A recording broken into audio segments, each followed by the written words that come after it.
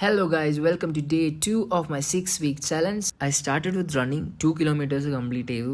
അത് കഴിഞ്ഞ് main workout start ചെയ്യുക. മെയിൻ വർക്കൗട്ടിൽ ആദ്യം ഞാൻ ചെയ്തത് ഹാമർ സ്ലാംസ് ആണ്. I did 32 reps each for 8 rounds.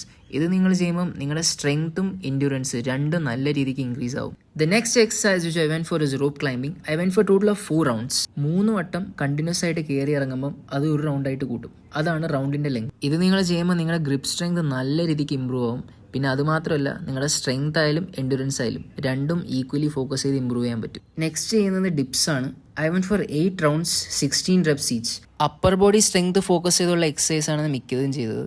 Dips കഴിഞ്ഞു അടുത്ത കോർ എക്സസൈസ് ആണ്. I did low plank hip twist for 200 reps. Targeting the obliques mainly here. Next push-ups ആണ്. I did 20 reps each for 10 sets. എല്ലാ എക്സസൈസും upper body strength focus ചെയ്ത് ചെയ്യുന്നതുകൊണ്ട് തന്നെ muscles എല്ലാം നല്ല സോറായി. അങ്ങനെ ചലഞ്ച് കംപ്ലീറ്റ് ചെയ്തു. See you in the next video. Bye.